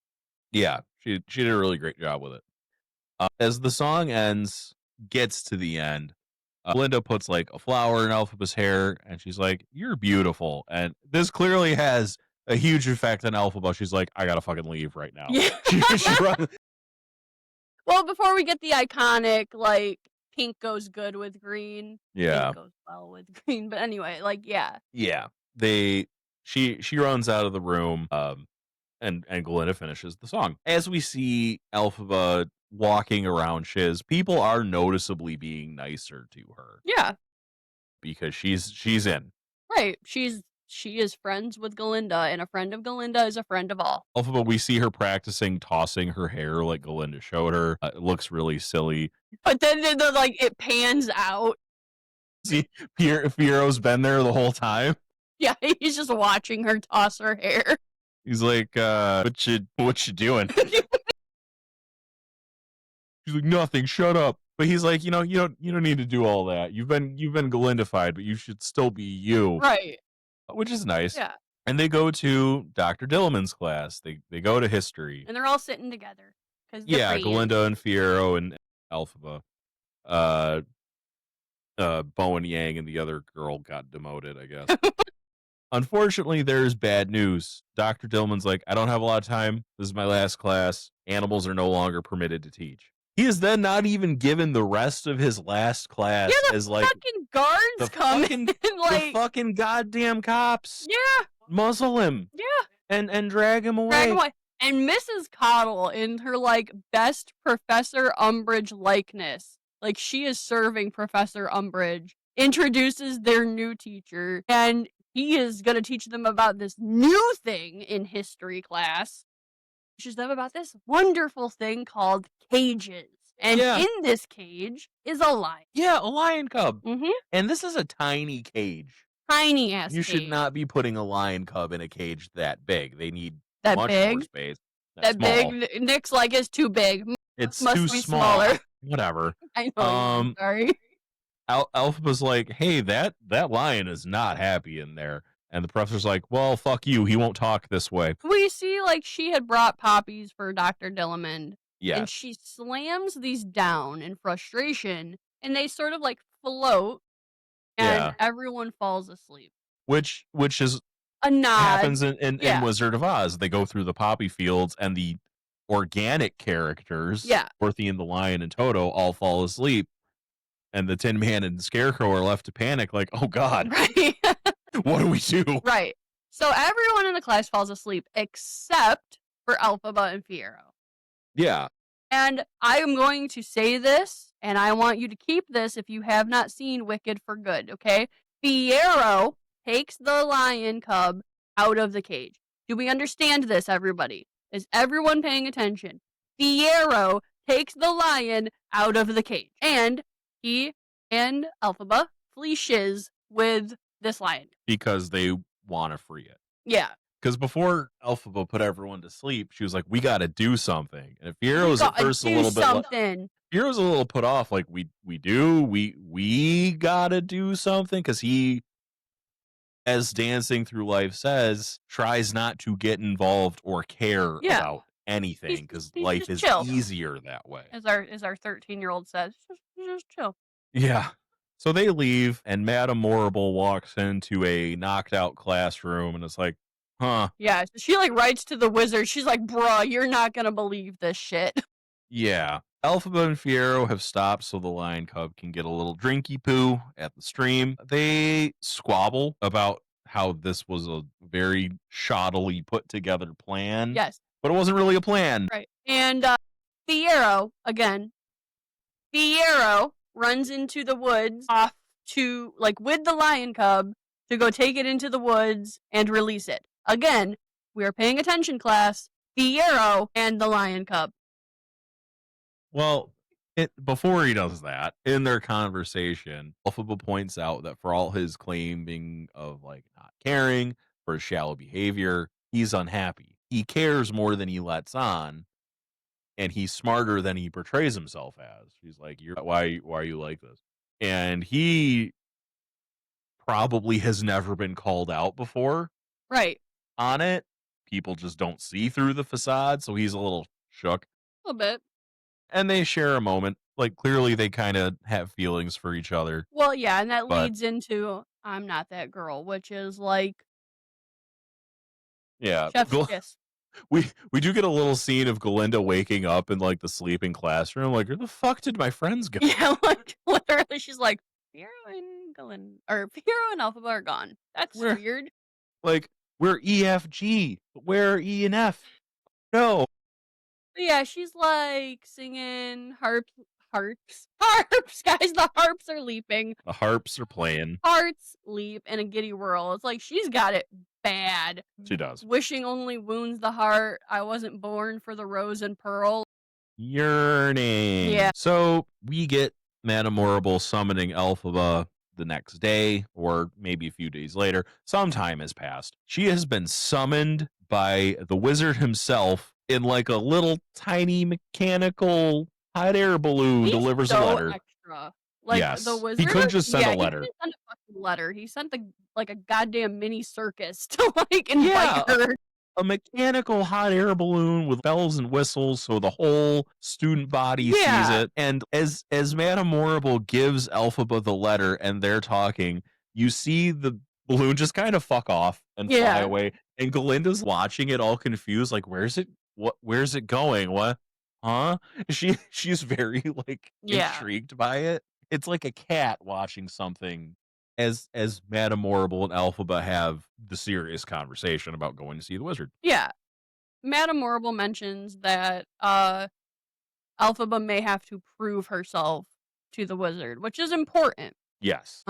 So we see her at the train station. Oh, Before sorry. we do, because this is important, it starts raining. Yeah, And Manamorable changes the weather because that is her specialty, like her special power. she says like speciality. And this is important. I don't know if it comes up in this movie specifically, but lore wise, Manamorable controlling the weather isn't important. I think we find out that's like her like one like She said earlier in the movie that weather was her specialty. yeah, Or she like says it in the scene. she does not have nearly as much magical power as she claims to. But she But can changing control the weather is the one it's like that is her bread and butter. Yeah, and she puts an umbrella over Elphaba and is like, can't have you getting wet. Yeah, so she's at the train station and Galinda starts talking about how like Fiyero has been thinking. Clearly, which is just not okay. Yeah, so like clearly he has changed since Dr. Dilliman was taken. And he comes to say goodbye to her, and what's he wearing? No, what's he wearing? Oh my god, he's wearing a poppy. Yeah. And so they're talking about Dr. Dilliman. Right. Fiyero and Elphaba are very clearly having an emotional moment where he's like, I think about what happened a lot. Yeah. They're not saying what happened, but Galinda's very clearly like getting very jealous. Yeah, she's like, they're oh, having this yeah, moment. I think about that moment too. And in this like fucking performative activism is like, in honor of Dr. Dilliman, I will no longer be known as Galinda. I'm gonna go by Glinda. And it's like, yeah, because that'll change things. And everyone claps. Yeah, you can tell that she instantly regrets it. She's like, why did I do that? I don't want to be Glinda. I know I pointed this out when we watched it, but there is an episode of The Simpsons where Homer only knew his middle initial was J. He did not know what the J stood for. Yeah. He goes on this journey because he was named after somebody to find out what the J was, and he, I think, moves grass off a tombstone. He's like, I will no longer be Homer J. Simpson. I will be, he moves the grass, and the middle initial is the name J, J-A-Y. I'll be Homer J. Simpson. It's like there's no real change. And I know it's not quite the same, but that's what I got from it. But it is performative activism. We also get like a very, I'm not quite sure why they would have this. Bach meets Nessa's dad. I don't know if maybe like as an appearance wise, Governor Throp is like, oh, my daughter's meeting the wizard. Yeah, maybe. But like he doesn't interact with them. Yeah, I think yeah, you could be right. It's just, I think they needed to have some sort of like, because obviously we see later what happens to him. Well, Governor Throp tells Bach, like, hey, Nessa's my precious little girl. You take good care of her. And I think like that might be it, is right? Like this is supposed to be Elphaba's moment, and he's still there just like fucking glazing Nessa. Like Fucking Nessa Glazer over here, goddamn. His golden child. So anyway, Elphaba is on the train. It's like pulling away, and she's telling Glinda, like, come with me. Well, she forgot her invitation. Glinda had to run up and give it to her. So Glinda jumps on the train and is like going to go meet the wizard with her. Yeah. And we get to the Emerald City, and we get one short day. Yeah. The real story of the wizard the factual. If you're only listening, we're winking and doing air quotes. Yes, and we get a surprise appearance by that one lady and Adele Manzim. As John Travolta would call her. Idina Menzel, for everyone else. The original Broadway actresses Yes. of Glinda and Elphaba get a small but important role in the movie, which I think is a nice nod because they made. Well, yeah, absolutely. Like, I think everyone was hoping for that. They just weren't sure. Like, they wanted them to be included. I think fans did, but how were they going to do that? We weren't really sure. So I think like this was perfect. It's like in the Mario movie where everyone was mad that Chris Pratt voiced Mario, but they did let Mario's actual voice actor be Mario's dad. And that was the saving grace, really. Charles Martinet deserves his flowers. He's been Mario Yeah. forever. Okay, the rest of the podcast, we're going to talk about Charles Martinet. No. Ooh, we should review the Mario movie. Anyway, so they tell the story of the Grimmery and how the wizard is the only one who can read the Grimmery. So we see the wizard reading it, and what does he say, dear?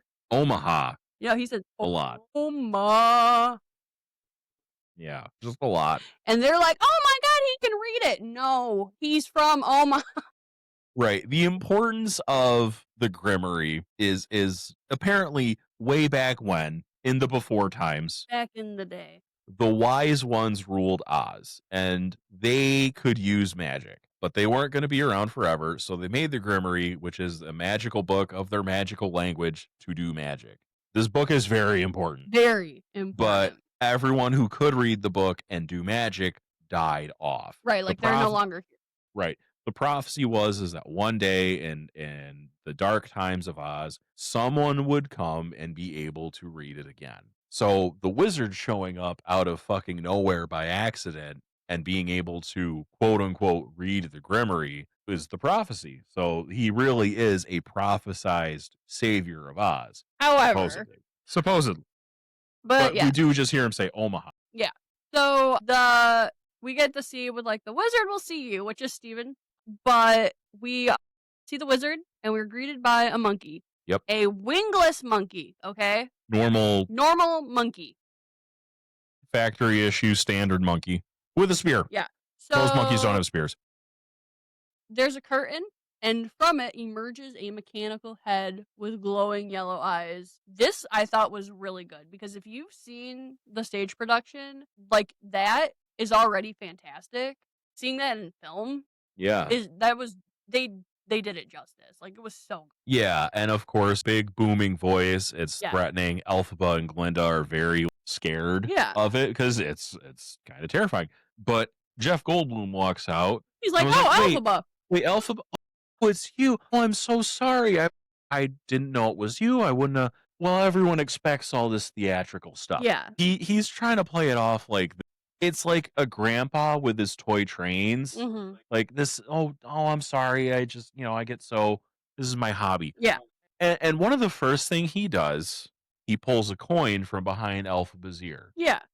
Which should really be the first tipping point. And again, The Wizard of Oz is, God, 100 fucking years old. Like, when did that come out? In the 30s or 40s, right? Maybe not 100 years old. It's old cinema. Everyone who's seen The Wizard of Oz and read the book knows, yeah, the wizard's not actually magic. No, he is an illusionist.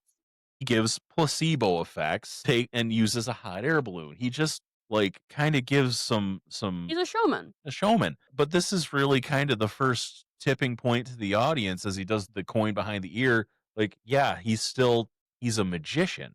He's not a wizard's real fucking generous. And he sees Glinda and calls her Belinda. He does. But he's being very warm and friendly and welcoming. Yeah. He dumped all of his points in charisma. He shows them a model of Oz and is his project. And for being a wizard, his one project is like basic infrastructure.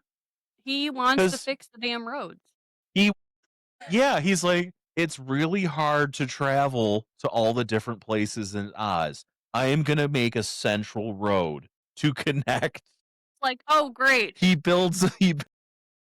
Oz has a mass transportation system before the U.S. does. Not really. You just walk. That's transportation. It all connects. Yes. Everyone's connected. That's probably the one thing he brought from fucking Kansas or wherever he's from. I don't know if he was in the same place as I think Dorothy. Oklahoma, right? Well, yeah, maybe. Or is Omaha, Nebraska. But yeah, he's like, oh yeah, it's really hard to get from place to place in Oz. I'm gonna make a road connecting everything. He's like, what color should I make it? And he goes Right. through all these it's like Nebraska. LED lights. Oh, okay. See, I was right. Glinda and Elphaba settle on yellow road. He's like, really? Oh, She's okay. like, "Follow the yellow brick road." Yeah. So he gives the little model of Elphaba that he made Yeah. for his model of he's playing with his toys. He's playing with Literally his is. action figure. He's got the Oz This action is his figure Oz playset. dollhouse. Yeah, he gives the little Elphaba action figure to Elphaba, and she's like, "Oh, you made her green just like me. She doesn't have to be if you don't want her Right, to." And he's very clearly just talking about the toy. what's your what's your heart's desire? And we Yeah. know up until a certain point, really like her heart's desire was to be like everyone else. Like Yeah. she does not want to be green. Yeah. But she tells the wizard that her heart's desire is to help the animal. Yep. Something bad's happening to them. Yeah. Something bad is happening Happening in in Oz. Oz. So we get Sentimental Man. Which I feel like a lot of people didn't enjoy that one. I thought it was nice. I actually would rank that above One Short Day. Like for me personally. I agree. He's talking about how much he loves Oz, how he never got to be a father, so he tries to treat the citizens like they're his own kids, which is nice, but it almost does seem like if you have to tell someone to trust you, How trusting are you? right? Like if you're a Like trustworthy person. I was going to give you the standard amount of trust until you asked me to trust you. Right. If you have to tell people you're a good person, are you actually a good person? Right. Madame Morrible shows up to the surprise of both girls, and she's also surprised, like, To see Glinda. Glinda, you're here. Yeah, she's like, ah, couldn't let Alphaba have a moment to herself, could you? But she brings out the Grimory. Yes. That's the test Well, to see. Chistery unveils it. Yes, Chistery the monkey guard. Yeah. The book opens itself for Elphaba, which is shocking to everybody. Yeah, like she doesn't have to touch it. Yeah. So Elphaba's like, well, what should I do? And Madame Morrible kind of says to the wizard, we've been working on levitation, because that's what seems to be Elphaba's power. What a coinky dee. Yeah. The wizard, with his charisma dump stat, is like, oh, Chistery here. He loves to watch the birds. Like he's a fucking cat. Yeah. And Chistery doesn't say anything. He just looks. So we're just have to take the wizard's word for it. The book flips itself open to another page, and Madame Morrible's trying to be like, it took me years. I can only read a word or two. Please don't feel too pressured. And it's Elphaba important. just starts speed reading. Yeah, but it's important to know that it opens to a page with a levitation spell. Yeah, like further conversation. Yeah. The book seems to inherently know what Elphaba needs. Yes. At any given time, to an extent. Yeah. It's not. I would not say it's benevolent. I think it's more like a genie, where it's like, oh, yep, well, this will do what you want. Hint, hint, wink, wink, nudge, nudge. So Elphaba just starts reading the thing like she's opened her favorite book. And as she's reading, we see Chistery, the monkey guard, not having a good time. No. He is in pain. He's writhing around, screeching. Wings rip painfully out of Chistery's back. It is not pleasant to watch. And this is such a turn from the stage production. Obviously, they couldn't do this for the stage production.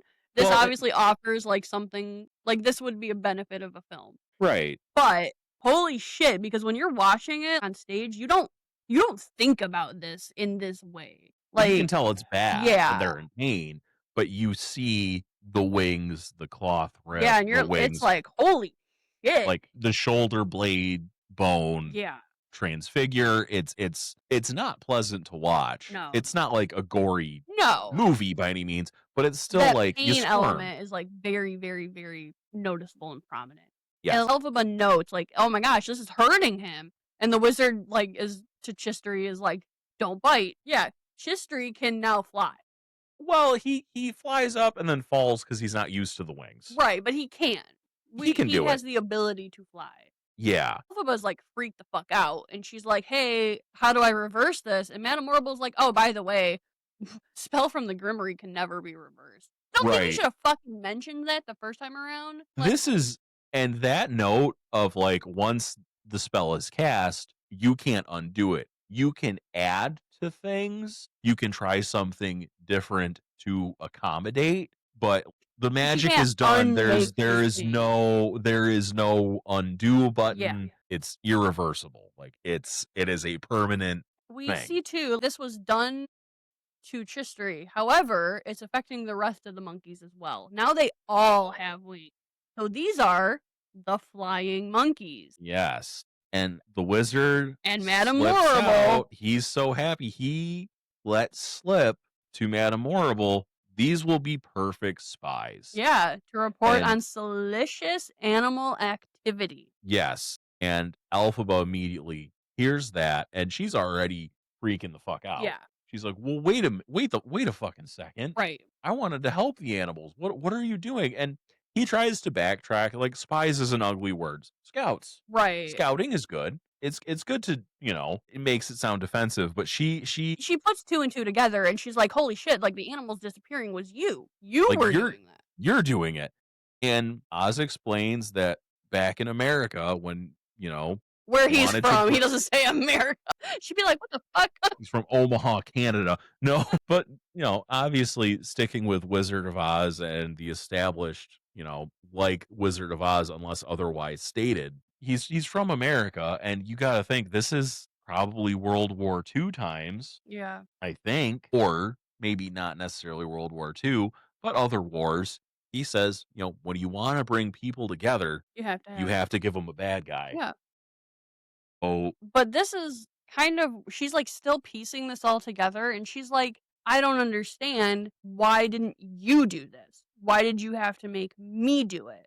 And she's like, holy shit, you can't do magic, can you? You can't read the Grimoire. and he cops to it. Yeah. He doesn't try and fight her. So she flees and a chase ensues. Yeah, Oz gets back on his mechanical face Yeah. and tells the monkeys and the Guards, guards. yep. He essentially tells the monkeys, I think, to try and buy their loyalty. I have your families still. Yeah, I have your families, and if you don't want them to get hurt or die, you'll fucking do what I say. Yeah, like It's like, well, you're holy shit. because they're probably, they just had wings painfully rip out of their back. They're probably not pleased. Right, and Madame Morrible threatens the monkeys, and she's like, "Grab Elphaba," and so you're like, "Oh, holy shit! Like she's a monster too." Okay, so they're both the bad guys. Madame Morrible tries to convince Glinda, like, you get her and fix this right now. Yeah, And that's about the only shot you two have of like coming out of this okay. Is if you can talk her down. right. Well, she's like basically tells her like, "You want to do good? Get Elphaba back here." Yeah. So we get the chase sequence as they climb the tower. The monkeys busting through the windows, Busting, grabbing the yeah. girl. Like that was filmed. Yeah, Glinda is chasing Alphaba, trying to convince her, like, doesn't gotta go down this way. They get to the wizard's hot air balloon in a tower, and the tower opens up so that he can fly out on the balloon, which I assume he has as, like, his escape Yeah, in plan. case shit hits the fan, he's got Yeah. to get the fuck out of Oz.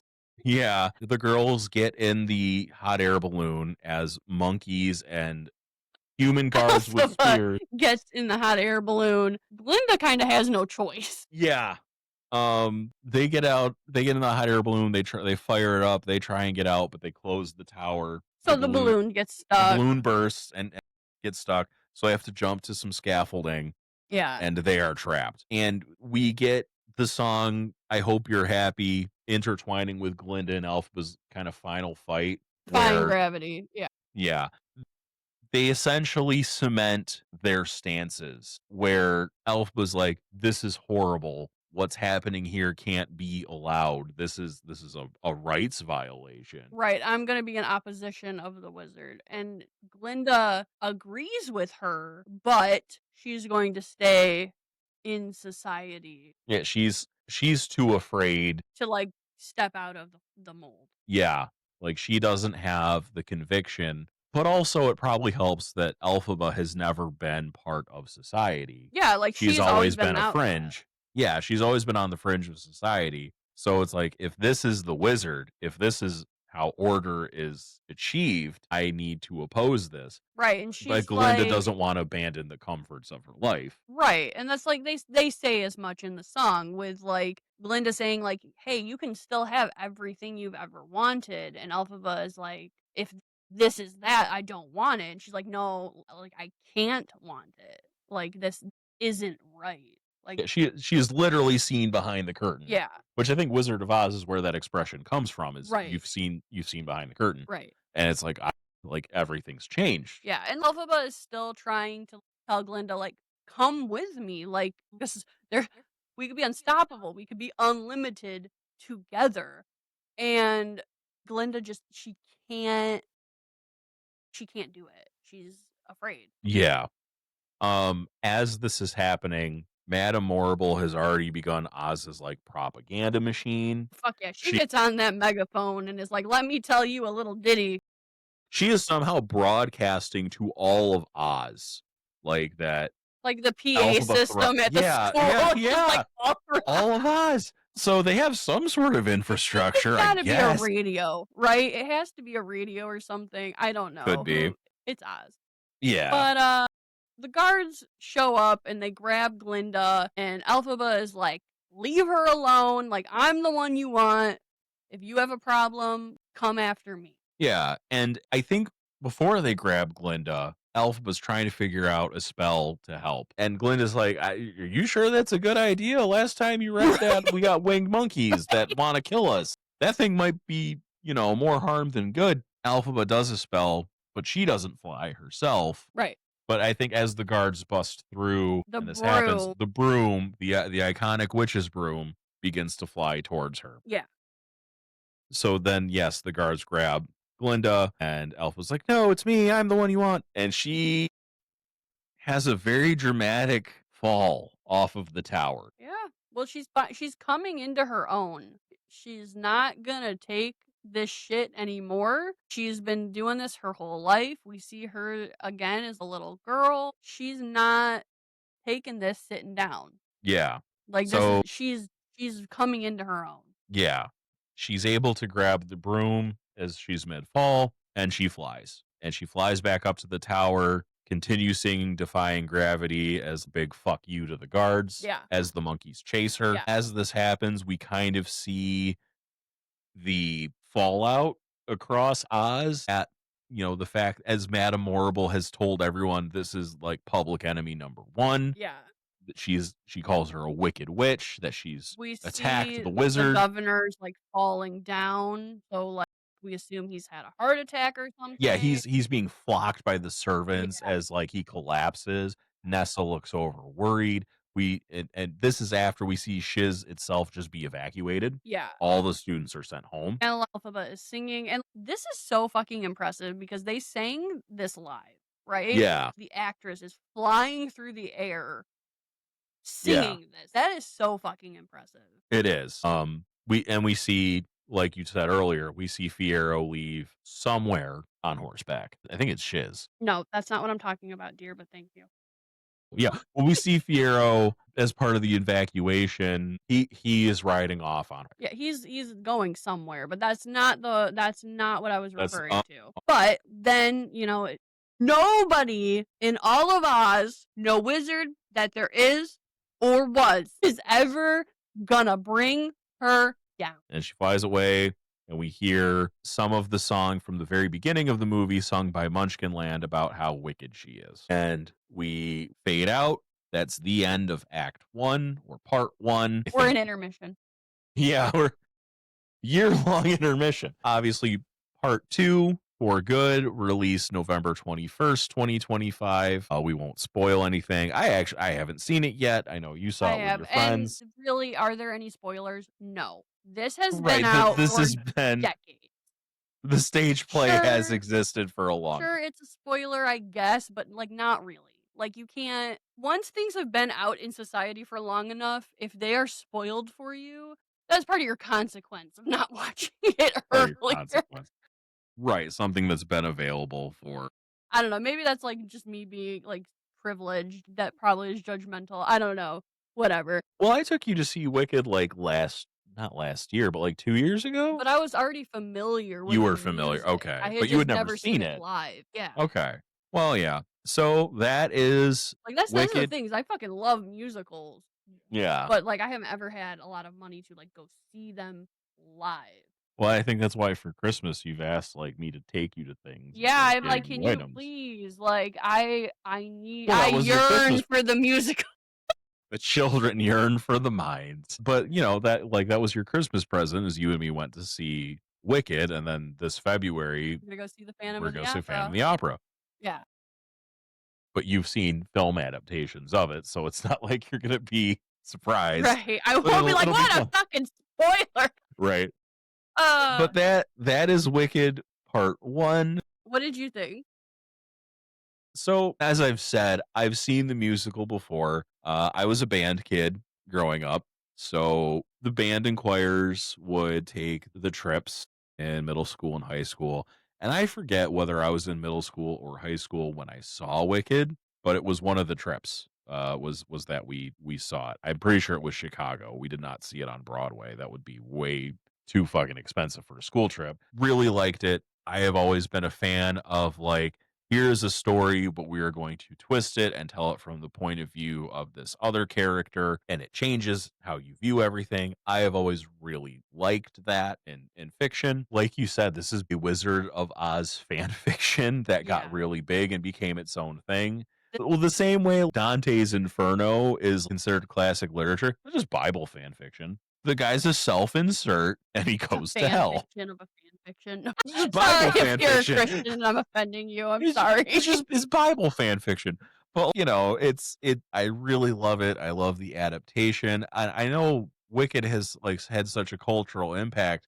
I think people outside of Wicked just think that the Wicked Witch's name is Elphaba, but it's not established in any of the Oz stuff. I think that is solely a creation of Wicked, or maybe it is established and it's just not that. It was something else. I don't know. I'd have to look into it, but yeah, I really like the stage play. I enjoyed it a lot, and certainly did a lot of other band and choir trips where we saw different stage plays and musicals. None of them, I think, I enjoyed as much as this. So I was excited for the movie adaptation. I think they did a really great job. I don't have any. You're like, oh, I know that this person was on Broadway. It's really great that they have them in this role or as this actor or um I am not nearly as knowledgeable or persnickety about actors as you are, I think, and I don't mean that in a bad way. So I don't have any like cast complaints. I thought this was just a really fun, faithful adaptation. Everything was performed well. Fucking love Jeff Goldblum as the wizard. I think he really just captured the like cynical evil character that is just hid behind this veneer of being affable, so he gets away with it. I can't really think of anything wrong with it, so I'd probably give it like 4.5 stars. Like Wow, I that's really actually like it. kinda low. I'm that that's surprised. that's 90%. Yeah, it's kinda low. You didn't study hard enough or what? I'm just kidding. Oh my Kidding. god. 95 for 4.75 stars, No, you're 95%, fine. maybe 4.75 stars. Very very close to perfect. I just like I feel like for me to say a movie's perfect, I have to feel in my soul like 5 stars, Not absolutely. everything can be Pootie Tang, I'm sorry. I think that's really the only thing stopping this movie from being 5 stars is that it just like I've seen Pootie Tang, therefore I know the top of the mountain. And this is very close to the top of the mountain, but only Pootie sits on top of the mountain. Someone quote that. Only Pootie sits on top of the mountain. What's your review? What's your So, rating? honestly, I give this movie, like, a 4.85. Like, all of the 4.5, not enough. 4.85. Anyway, go on. all of the issues that I have, I don't feel like justify giving it a lesser rating. And I don't it's not like I have a lot of issues. I really don't. My biggest complaint, and it was interesting to me because I have kind of been, I think, holding this for a year, but now people are echoing that. And I'm like, okay, great. I wasn't the only person that saw this. I did not like the casting choice for Madame Morrible. Because she can't sing, you said, I Well, think? okay, so for me, it runs a little deeper than that. Like, I have no issues with that actress.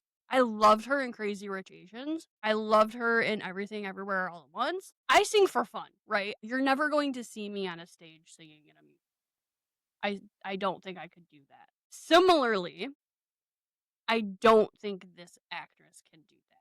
For me, it was incredibly upsetting that they had Kayala Settle. She is very well known for having an incredible voice. Is that Miss Cottle's That's Miss actress? Cottle. Okay. This character was not in the stage production. We never had a Miss Cottle. You have this incredible actress right there who can sing phenomenal, and you didn't have her sing one fucking line. Not once. No disrespect to No, her, but absolutely Madame not, and Morrible that's not sings. on her. Yeah. That's on the casting. Yeah. That was my only, like, real issue with this movie, is for me, and, like, maybe I didn't perceive it the correct way. Madame Morrible is not supposed to always be harsh. Like, she starts off very, like, soft, maybe, like, a little sarcastic towards Galinda, Sure. but she's her being a, like, asshole and, like, working in cahoots with the wizard is supposed to be a surprise. Right. You wouldn't You expect it. wouldn't expect it, and for me, like, from beginning to end of this movie, she started off not being, like, a great person, and she ended not being a great person. Maybe, like, in a worse way, but I don't feel like there was any, like, transition for her character. But again, that's not enough for me to, like, say, "Oh, this movie sucks." I just think with how many people are waiting for a role like this, like, it wasn't a good choice. However, let me go back to my notes because I just went a little bit of a tangent. It's alright. I just wrote Madame Morrible in my notes. No. So, I love the songs. I love the choreography. I think Cynthia Erivo should have won an Oscar for this performance. She should have gotten her EGOT, and I'm hoping that she does for Wicked for Good. And, like, I love musical theater with my whole heart. That's honestly, I just said you'll probably never see me on stage, and that's probably my biggest regret is, like, I wanted to do choir. My parents wouldn't let me. And so, like, I never had training for my voice. I've always just sung for fun. Like, I was in musicals in high school, but, like, I never pursued it. But I still love musical theater. So, like, this for me should serve as a poster child for all future movie adaptations. Like, with the exception of the casting for Madame Morrible, this truly is, like, a perfect film adaptation for a musical, in my opinion. And, like, that is coming from somebody who loves cats. Even the terrible 2019 film adaptation. And it was not great, and, like, this is my thing, right, is sometimes, like, we put James Corden in everything. Fucking why? Let's stop doing that. Let's stop doing that. I was so happy he wasn't in this fucking movie. No hate to him, but please stop putting him in musicals. Please stop. And he was in Cats, and then you have Rebel Wilson, who I also did not enjoy, but she did better than he did, and it's like, why? Why? There are so many talented people who can act and who can sing. Stop putting someone in a movie to draw someone in. This is not for, like, everyone. This is for the musical theater nerds. These are for the kids who grew up loving the stage. Give them a fucking movie. Like, it's not that hard, right? Okay. You don't have not every movie has to be for everybody. Like, you get that. Your favorite movie is fucking Pootie Tang. Wow, Like, why you gotta call me out I'm like just saying though, not everyone is going to love every movie. Sure, And that's okay. This movie is not for them. These are for sure. people who love the stage production of Wicked. And I feel the director, this was, like I said, practically perfect. Sure. Yeah, So, there's yeah. you Sorry I for, like, that big, long tangent. It's just, like, I your feel so strongly about this. your ratings for the movies always go on a little longer, but My bad. you're the film buff. You have more to say. Oh, Yeah, you have more to say. You're the film buff. I'm just like, "Oh, I liked this, this, and this, or didn't like this, this, and this." Like, you're more studied in film, more studied in film. Yes, my half a semester in college. more studied than me. But you're a bigger movie buff. You love to put on movies when nothing else is happening. Probably annoyingly so. Well, we don't that seems like a trap. That's like the "does my butt look big in this" question. Mine never does. I have a flat ass. Flat and bony, that's me. I was trying to say was that there have been, cats included, so many really bad film adaptations of musicals, and I'm sure like good ones. Like I know people love Greatest Showman. I don't care for it personally. But that also is not a stage adaptation. That is just a movie. Oh, I thought it was. I'm fucking wrong then. But now I feel like we almost have. You kind of get the reversal. Like Beetlejuice has a musical adaptation. Those songs are Like actually really good. I've heard like the opening number, and I Yeah. thought it was really funny. Yeah, like, that actually, like, that's very well done. Yeah. So you see, kind of go the other way now too. But there have been, I think, a lot of attempts to make stage musicals into films, and a lot of times they just don't go over well. And I feel like Wicked, like you said, they did a really good job. This, I think, we enjoyed a lot of commercial success. It did get snubbed for But awards. yeah, and, like, that's why I said, like, my biggest quarrel with Anora was not that it was a bad movie. Yeah, it was. It was just, like, you had other movies that I feel like were better. Yeah. So, you know, that was my point. But yeah, no, I agree. And this is going to be a super long episode, but it's the It's gonna season be 2 premiere. so fucking long. Sorry, y'all. Thank you if you stuck through the whole thing. You probably might as There's well gonna have be a watched the quiz at the movie. end if you're, like, a close friend, you better fucking listen to every second. I'm just kidding. Tell us in the comments what the kind of bar Michaela's thinking of that Panic at the Disco sings about. And tell us if you think Nessa actually loved Elphaba. And tell us who you think should have been casted as Madame Morrible. I think Jack Black would have done a great job. We know he can sing.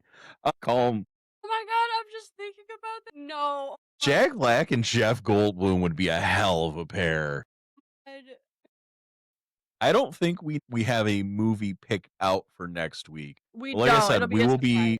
we will be dropping it a day early. We'll try and get it out on Christmas Day. It's going to be a Uh Christmas movie. That'll be your big spoiler there. We don't know which holiday one.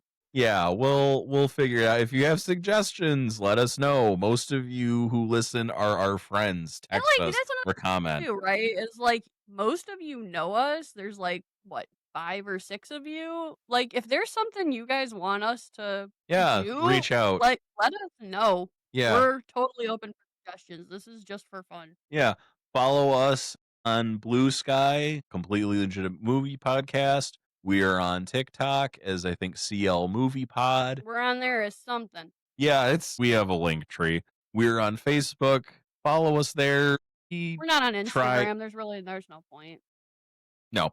Fuck Twitter, fuck Elon Musk. We're not on there. But follow us everywhere else. We post occasionally, let you know our little clips and let you know when the next episode's coming. I think that's all for now. This wraps up the season 2 premiere. Yeah. All right, we'll see you guys on Christmas. Yeah. Christmas. Bye. Bye.